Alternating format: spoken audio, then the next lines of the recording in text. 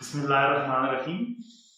हमारा आज का लेक्चर जो है वो ट्रिग्नोमेट्रिक रेशियोज के बारे में है और इस लेक्चर को सुनने के बाद आप जो उम्मूमन आप टर्म्स सुनते हैं साइन थीटा कॉस थीटा, तो उनके कॉन्सेप्ट से आप फेमिलियर हो जाएंगे।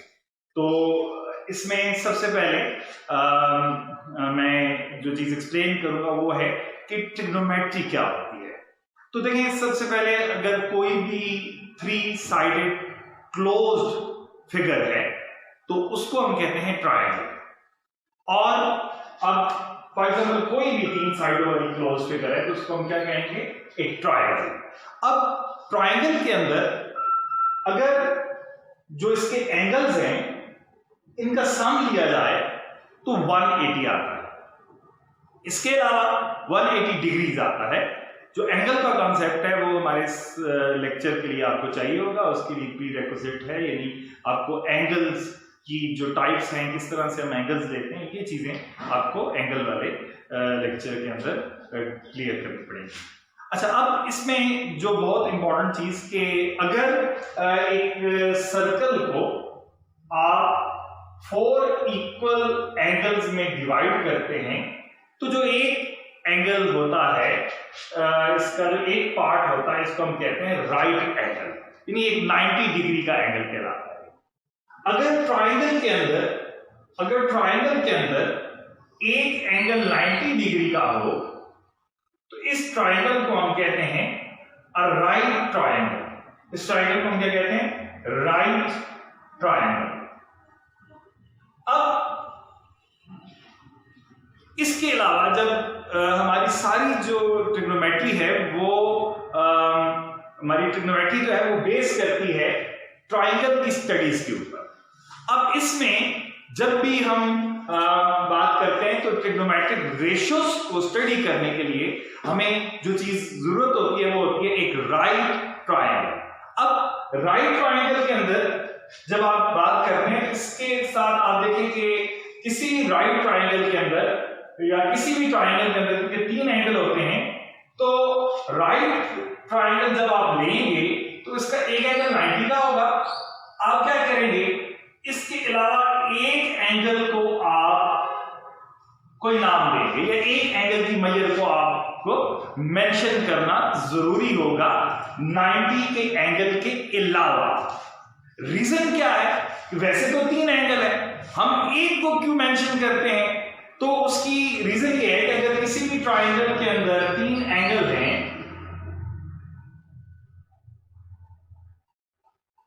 तो ट्रायंगल्स के एंगल का सम कितना होता है? 180 डिग्री।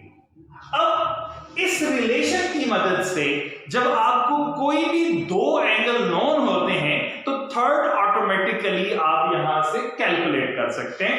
फॉर एग्जाम्पल, अगर मैं आपको ये कहूं कि ये 2 एंगल जो हैं, ये फॉर एग्जाम्पल 60 का एंगल है, ये 50 का एंगल है, तो ये वाला एंगल जो है इसको कैलकुलेट करना काफी इजी होगा। कैसे? हम इसको सपोज नाम देते हैं थीटा का, तो ये theta plus 60 degree plus 50 degree is equal to 180 degree. तो यहां से आप जब थीटा को कैलकुलेट करेंगे तो ये हमारे पास आ जाएगा 70। इसका मतलब क्या हुआ कि किसी भी ट्रायंगल के अंदर अगर आपको 2 एंगल्स नोन है तो थर्ड एंगल को उसको लिखने की या उसको इंडिकेट करने की जरूरत नहीं है। इसी वजह से मैंने ये बात की है कि जब कभी भी आप एक राइट ट्रायंगल लिखेंगे तो क्योंकि उसके अंदर एक एंगल तो 90 का होता है, अब 90 को लिखना जरूरी नहीं है, हम इस तरह से एक एंगल बना एक स्क्वायर फॉर्म दे देते हैं तो जिससे ये चीज क्लियर हो जाती है कि एंगल 90 का है। तो इसके अलावा अब क्योंकि बाकी 2 एंगल्स हैं तो इनमें से किसी एक एंगल को मेंशन करना जरूरी है। तो कोई भी आप एक एंगल मेंशन कर देते हैं। सपोज ये मैं एंगल करता हूं थीटा, ये थीटा डिग्री एंगल 90 डिग्री का है, तो ये कितने डिग्रीज का होगा? ये 90 माइनस थीटा डिग्री का एंगल होगा। हम इसको कैलकुलेट कर सकते हैं। अब जब कोई भी राइट ट्रायंगल हम बना लेंगे तो जो इसकी साइड्स है इनको हम इस राइट ट्राइंगल के हिसाब से इनको नाम देते हैं। ट्राइंगल्स की साइड, ट्राइंगल की साइड को हम नाम देते हैं। वो साइड जो 90 डिग्री के एंगल के सामने होगी उसको हम हाइपोटेन्यूज कहेंगे, और इसको मैं H के साथ लिख रहा हूं। अब याद रखिएगा कि हमेशा 90 डिग्री के एंगल के सामने जो ट्राइंगल की साइड होगी इसको हम हाइपोटेन्यूज कहेंगे। अब एक और बहुत इंपॉर्टेंट बात कि जो जहां पे आपका 90 डिग्री का एंगल और थीटा वाला एंगल मौजूद होगा, दोनों एंगल जिस साइड पे बेस कर रहे होंगे हम उस साइड को कहते हैं कि ये base of the angle theta, यानी ये वाली साइड आपकी यहां पर बेस काउंट हो रही है। और बाकी फिर जो एंगल के सामने वाली, 90 के सामने नहीं, जो थीटा एंगल के सामने जो साइड होगी उसको हम क्या कहेंगे, परपेंडिकुलर, और इसको मैं लिखता हूं P के साथ। ये देखिए, इसमें एक बात बहुत इंपॉर्टेंट जो नोट करने वाली है वो ये कि अगर आप फॉर एग्जांपल ट्राइंगल को किसी भी अंदाज से आप ले सकते हैं, थीटा उस साइड में भी ले सकते हैं, साइड में भी। फॉर एग्जांपल अगर थीटा ये लेते हैं और 90 डिग्री ये है, तो आपका जो हाइपोटेन्यूज होगा वो ये होगा। अब बहुत इंपॉर्टेंट बात कि आपकी बेस जो है ये 90 और थीटा जहां पे दोनों एंगल मौजूद होंगे वो वाली साइड होगी, बेस ये होगी और परपेंडिकुलर ये होगा। अब ये बहुत ज्यादा एक मिसकंसेप्शन पाई जाती है स्टूडेंट्स के अंदर और लर्नर्स के अंदर, वो ये कि अमूमन ये कहा जाता है स्टूडेंट्स को कि वो साइड जो हॉरिजॉन्टल शेप में होती है उसको बेस कहते हैं। ये गलत कॉन्सेप्ट है। एक राइट ट्राइंगल के हवाले से ये एक गलत कॉन्सेप्ट है। जब राइट ट्राइंगल की बात होगी तो थीटा के सामने वाला जो साइड होगी उसको हम क्या कहेंगे, परपेंडिकुलर, और जो जहां पे दोनों एंगल्स मौजूद होंगे वो वाली साइड उस एंगल की बेस कहलाएगी। अब एक चीज नोट कीजिएगा, हम जो हमारा आज का टॉपिक है वो है ट्रिग्नोमेट्रिक रेशियोज। अब ट्रिग्नोमेट्रिक रेशियोज को समझने से पहले इन दोनों जो फ्रेजेस हैं, दोनों जो वर्ड्स हैं, इनको समझना जरूरी है। ट्रिग्नोमेट्री जो है वो स्टडी ऑफ ट्राइंगल को कहा जाता है। उसके एंगल्स को फाइंड आउट करना, उसकी साइड्स की लेंथ को फाइंड आउट करना, ये जब किसी भी ट्राइंगल को हम स्टडी करते हैं तो उसको हम क्या कहते हैं, ट्रिग्नोमेट्री। और जो रेशियो का कॉन्सेप्ट है ये एक सिंपल सा कॉन्सेप्ट है, यानी कैसे, फॉर एग्जांपल देखें, जब आप इसमें वॉल्यूम और प्रेशर का जिस तरह आप बॉयल्स लॉ में रिलेशन लेते हैं कि जितना आप प्रेशर इंक्रीज करते हैं वॉल्यूम उतना डिक्रीज होता है। जितना आप इसी तरह आप न्यूटन्स लॉ के अंदर जब बात करते हैं, जितनी आप फोर्स एक्सर्ट करते हैं उतना ज्यादा एक्सेलरेशन प्रोड्यूस होता है। तो अब ये जब एक चीज को ज्यादा करने से, एक क्वांटिटी को ज्यादा करने से दूसरी क्वांटिटी ज्यादा हो, एक चीज के एक क्वांटिटी के डिक्रीज करने से दूसरी क्वांटिटी डिक्रीज हो, तो this type of the relation between the quantities is called directly proportional, या उनके दरमियान जो रेशियो है वो डायरेक्ट है। इसी तरह जब एक चीज के इंक्रीज करने से, एक क्वांटिटी के इंक्रीज करने से दूसरी क्वांटिटी डिक्रीज होती है, तो इन दोनों क्वांटिटीज के दरमियान जो रेशियो होती है उसको हम क्या कहते हैं कि वो इनवर्स प्रोपोर्शन में। फॉर एग्जाम्पल, जिस तरह मैंने आपको एग्जाम्पल दी है कि आप जब केमिस्ट्री के अंदर या फिजिक्स के अंदर जब आप बॉयल्स लॉ की बात करते हैं तो जितना ज्यादा प्रेशर होगा उतना वॉल्यूम डिक्रीज करेगा। अब इसका जो यहाँ पे जो ट्रिग्नोमेट्री के अंदर इसका यूज है वो मैं आपको बताता हूं। देखिए, एक बात नोट कीजिएगा, आप एक ट्रायंगल है उसके अंदर अगर आपने एंगल मेंशन कर दिया है, सपोज ये 90 का एंगल है और ये थीटा का एंगल, तो ये 90 माइनस थीटा का एंगल होगा, इसको डिस्कस करने की जरूरत नहीं है।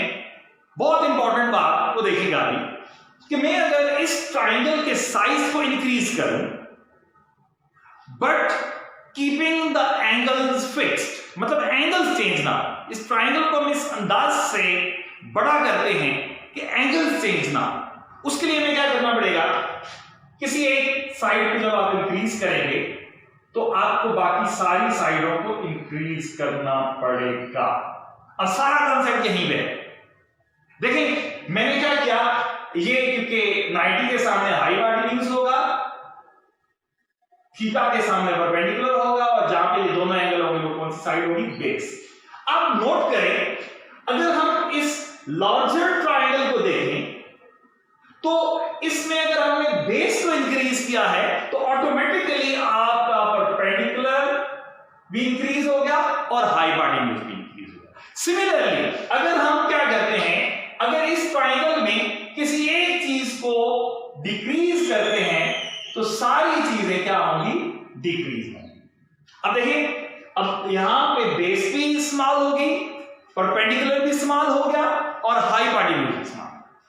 अब इसका मतलब यह हुआ कि किसी भी राइट ट्रायंगल के अंदर ये जो तीन क्वांटिटीज हैं इनकी लेंथ एक दूसरे पे डिपेंड करती है, और इनकी लेंथ का आपस में क्या रिलेशन है, ये डायरेक्टली प्रोपोर्शनल। यानी मतलब ये कि जब आप बेस को इंक्रीज करेंगे तो हाइपोटेन्यूज भी इंक्रीज होगा। Base is directly proportional to hypotenuse. Similarly, hypotenuse is directly proportional to base. ये जो सिंबल है ये यूज होता है प्रोपोर्शन के लिए, रेशो के। जब हम मेंशन करते हैं तो हम कहते हैं कि base is directly proportional to hypotenuse. इस नोटेशन का ये मीनिंग होता है कि जब आप बेस को इंक्रीज करेंगे हाइपोटेन्यूज भी इंक्रीज होगा।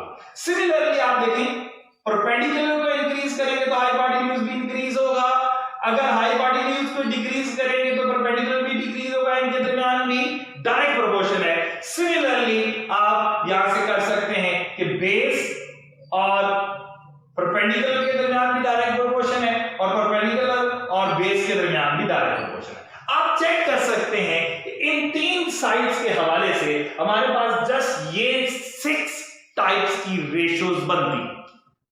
बट इसमें एक चीज याद रखिएगा, ये कब की बात है, जब आपका थीटा एंगल फिक्स हो, यानी थीटे को आप चेंज नहीं कर रहे, 90 के एंगल को आप चेंज नहीं कर रहे, तो ऑटोमेटिकली ये जो एंगल होगा ये भी चेंज नहीं होगा। यानी ट्रायंगल के अंदर आप जो एंगल्स हैं उनकी जो मेजरमेंट है उस पर कोई इफेक्ट नहीं डाल रहे।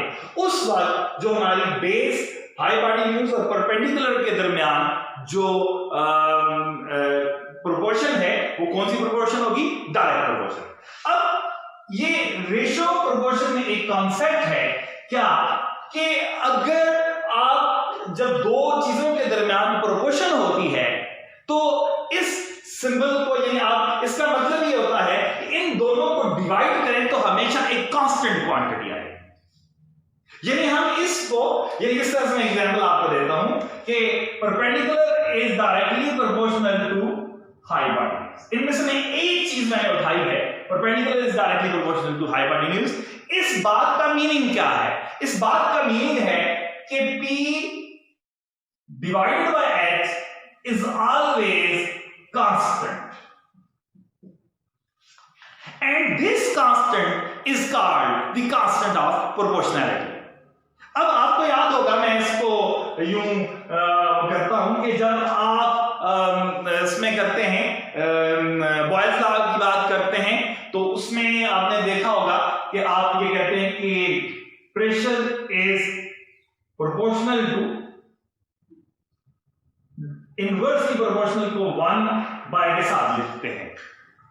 तो ये जो है हमारे पास प्रोपोर्शन, प्रेशर इज, यहां पे P का मतलब प्रेशर है, ये इनवर्सली प्रोपोर्शनल है वॉल्यूम के। तो जब आप ये करेंगे तो आप ये कह सकते हैं कि P divided by 1/V is constant. तो अब ये आप इसको फिर कर देते होते हैं कि PV इज कांस्टेंट, ये आपका बॉयल्स लॉ है। अब इस कांस्टेंट का नाम क्या होता है, कांस्टेंट ऑफ प्रोपोर्शनैलिटी। अब यहां से मैं ये लिख सकता हूं कि P/X is equal to constant. अब ये P P बाय H जो कि कांस्टेंट क्वांटिटी है, मैंने रिपीट करके दिया। एक चीज नोट करें कि ये जो आपका कांस्टेंट है ये किस चीज पे डिपेंड कर रहा है। राइट ट्रायंगल में एक एंगल तो आपका 90 का हो गया। अब एक एंगल अगर 90 का है तो एक एंगल अगर आपके पास थीटा है तो थर्ड एंगल 90 माइनस थीटा। इसका मतलब क्या हुआ, राइट ट्रायंगल में सारी बातें डिपेंड कर रही हैं एंगल थीटा पे। क्योंकि सारी बातें एंगल थीटा पे डिपेंड कर रही हैं तो ये वाला जो कांस्टेंट है ये भी किस पे डिपेंड करेगा, थीटा पे।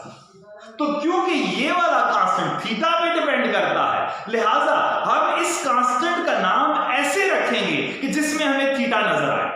क्योंकि अगर थीटा वेरी होगा तो ये जो रेशो है, ये जो कांस्टेंट है, ये चेंज होगा। तो इस कांस्टेंट का नाम ग्रीक्स ने सबसे पहले इसको नाम दिया और क्या कहा, इसको नाम दिया गया साइन ऑफ थीटा। यानी इस कांस्टेंट को जो थीटा पे डिपेंड कर रहा था, ग्रीक्स ने सबसे पहले जो परपेंडिकुलर और हाइपोटेन्यूज के दरमियान जो रेशो है, यानी जो कांस्टेंट आता है, ये जो रेशो इक्वल टू, क्योंकि कांस्टेंट वैल्यू थी, तो इस कांस्टेंट को ग्रीक्स ने नाम दिया साइन थीटा। अब क्योंकि रेशो 1 तो नहीं थी, रेशो तो 6 थी, तो इसका मतलब क्या हुआ, एक नाम तो नहीं देना, फिर 6 नाम देने हैं। लिहाजा हम क्या करेंगे, अब इससे जो बनेगा इसी प्रोसीजर के साथ, जब इससे b बाय h से p बाय h से इनसे जो बनेगा तो इन 6 रेशोस के नाम हम रखते हैं और b बाय h को हम कहेंगे cos ऑफ थीटा। इसी तरह से p बाय b को हम कहेंगे tan ऑफ थीटा। और देखें ये भी रेशियो है, अब यहां से आप देखेंगे ये p is directly proportional to h, h is directly proportional to p। तो इसका मतलब क्या हुआ, h बाय p भी कांस्टेंट होगा। तो h बाय p का जो नाम है, वो नोटेशन है, वो क्या होगी, कोसेकेंट थीटा। इसी तरह से h बाय b को सेकेंट थीटा और b बाय p को कोटेंजेंट थीटा का नाम। तो ये इस तरह से ये 6 रेशोज के नाम रखे गए। अब जो ये 6 रेशोज हैं, इनका हम आपस में लिंक देखेंगे कि इनका आपस में क्या रिलेशंस हैं। अब देखें फॉर एग्जांपल, अगर आप चेक करें यहां पे साइन थीटा को और कोसेकेंट थीटा को मल्टीप्लाई करके देखें तो साइन थीटा की वैल्यू है p बाय h और कोसेकेंट थीटा की वैल्यू है h बाय p। तो ये प्रोडक्ट किसके इक्वल आ रही है, 1। तो इसका मतलब क्या हुआ कि sine theta into cosecant theta ये किसके इक्वल होता है, 1 के। इससे हमें यहां से हम लिख सकते हैं कि कोसेकेंट थीटा जो होता है, अगर उसको हम लिखना चाहें in terms of sine theta तो ये 1 बाय साइन थीटा के इक्वल होगा। सिमिलरली साइन थीटा जो है वो उसको आप लिख सकते हैं 1 बाय कोसेकेंट थीटा। और बिल्कुल इसी तरह के रिलेशंस cos के लिए और tan के लिए होंगे। यानी क्या कि जो सेकेंट थीटा होगा ये 1 बाय cos के इक्वल होगा, जो कोटेंजेंट थीटा है ये 1 बाय tan थीटा के इक्वल होगा। अच्छा, अब एक और बात कि देखिए आपने जो tan थीटा लिखा है, tan थीटा किसके इक्वल था, परपेंडिकुलर बाय बेस के इक्वल था। तो मैं इसको यूं लिख सकता हूं कि perpendicular by hypotenuse into hypotenuse by base, क्योंकि ये h और h आपस में कट सकता है तो हम इसको इस तरह से लिख सकते हैं। अब p बाय h का नाम क्या था, साइन थीटा, और h बाय b का क्या नाम था, कोस, इसका नाम क्या था, सेकेंट थीटा। अब ये जो सेकेंट थीटा है आप यहां से देख सकते हैं कि किसके इक्वल है, 1/cos के इक्वल, तो इसका मतलब ये हुआ कि हमारे पास जो tan थीटा है वो किसके इक्वल आएगा, sin और 1 मल्टीप्लाई होकर sin थीटा और डिवाइडेड बाय cos थीटा। तो ये भी हमारे पास एक रिलेशन आ गया कि tan थीटा किसके इक्वल होता है, sin/cos के इक्वल। इसी तरह आप लिख सकते हैं कोटेन थीटा जो है वो इक्वल होता है cos theta by sin theta. अच्छा, अब इस जगह से हम एक बहुत इंपॉर्टेंट बात नोट करते हैं कि आप जितनी 6 ट्रिग्नोमेट्रिक रेशियोज हैं इनको in terms of sin and cos लिख सकते हैं। कैसे कि देखें, हमारे पास सबसे पहले sin थीटा की रेशियो थी, ठीक है, sin थीटा है, अच्छा cos थीटा है, tan थीटा को आप लिख सकते हैं sin/cos, secant थीटा को आप लिख सकते हैं 1/cos, कोसेकेंट थीटा हमने पढ़ा है कि वो 1/sin के इक्वल है, और इसी तरह कोटेनेंट थीटा जो है वो इक्वल है cos theta by sin theta. इस बात से हमें ये पता चलता है कि अगर हमें ट्रिग्नोमेट्रिक रेशियोज में से sin cos की वैल्यूज पता चल जाए तो बाकी सारी ट्रिग्नोमेट्रिक रेशियोज को हम फाइंड आउट कर सकते हैं। अब एक और चीज भी इसमें वो हम आगे चल के आप पढ़ेंगे कि इनमें से अगर कोई एक रेशियो भी हमें पता चल जाए और कुछ इसके साथ हमें कुछ और फर्दर इंफॉर्मेशन भी हो एंगल के बारे में, तो हम बाकी 6 की 6 रेशियोज जो हैं वो किसी एक रेशियो से भी कैलकुलेट कर सकते हैं। और जरूरी नहीं है कि इन सबको sin cos में भी लिखें, याद रखिएगा किसी ये 6 की 6 रेशियो को किसी एक रेशियो की टर्म्स में आप लिख सकते हैं। अब इनके नाम को याद करने के लिए अमूमन जो है वो कोई ना कोई लोग सेंटेंस बना लेते हैं, और फॉर एग्जांपल जिस तरह से मैं आपको बताता हूं कि साइन, क्योंकि साइन परपेंडिकुलर बाय हाइपोटेन्यूज है, इसको अमूमन इस तरह से किया जाता है कि एक सेंटेंस है, some people have curly brown hair through proper brushing।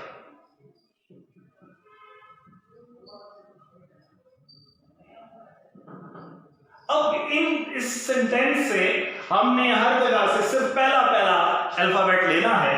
ये नहीं देखें, यहां से आएगा कि sin theta is equal to p by h, cos theta is equal to c b by h, और tan theta is equal to p by b।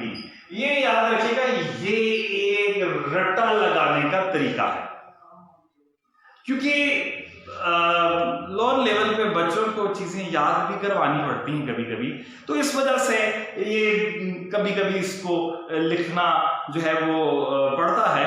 मैं कभी भी ये आपको प्रेफर नहीं करूंगा कि आप इस तरह से चीजों को रट्टा लगाएं, हमेशा चीजों को समझ के लिखें, लेकिन इसको बाज लोग जो है वो इस तरह से याद कर लेते हैं, और लोअर लेवल पे ये सेंटेंस ऐसा होता है कि जब हमें भी हमारे टीचर्स ने जब ये याद करवाया था तो वो ऐसा रट्टा लगा कि आज तक हम इसको भूल नहीं पाए।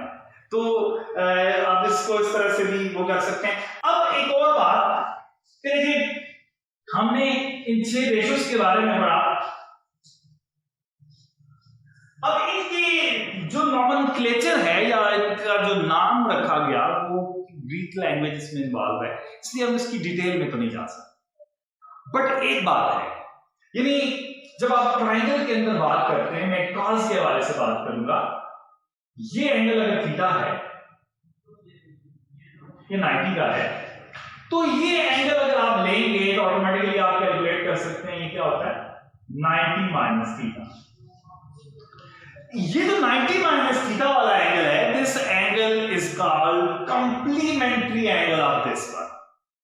आगे चल के आप ये चीज पढ़ेंगे कि जब साइन ऑफ 90 माइनस थीटा होता है, कैलकुलेट करते हैं आप, ये किसी आगे चल के आप, मैं सिर्फ आपको कोसाइन की रीजन बता रहा हूं, तो ये cos थीटा के इक्वल होता है। तो इसको काज इसलिए डिनोट किया गया कि इसको यूं कहा गया कि sine of the complementary angle. ये देखिए, ये क्या था? Complementary angle of theta. उसका जब आपने साइन निकाला तो इसको नाम रख दिया आपने कास थीटा। तो ये एक मैं इसकी आपको रीजन बता रहा था। बाकी इसी तरह से आप जब आप इसको स्टडी करेंगे तो आपको इन सारी रेशोज के जो नाम है उनको आप थोड़ा बहुत आपको इसमें ग्रीक लैंग्वेज के साथ इसको डिस्कस करना पड़ेगा। तो तब ये आप इसको डिस्कस कर सकते हैं। बहरहाल ये इस हिस्ट्री को डिस्कस करना यहाँ पे इसकी हमें जरूरत नहीं है। अब ये जब आप देखते हैं कि साइन कॉस और टेन का मैंने आपको एक रफ सा आपको एक सेंटेंस बताया, इसको आप मुख्तलिफ तरीकों से याद कर सकते हैं। जरूरी नहीं है कि आप ये बनाएं, कोई और वर्ड से आप इसको याद कर सकते हैं। तो मैं बस मेरे ख्याल में आज के लेक्चर में इतना काफी है। इंशाल्लाह हम नेक्स्ट टाइम पढ़ेंगे कि पाइथागोरस थ्योरम क्या होता है। ज्योमेट्री के लेक्चर नंबर 2 में हम पढ़ेंगे कि पाइथागोरस थ्योरम क्या होता है।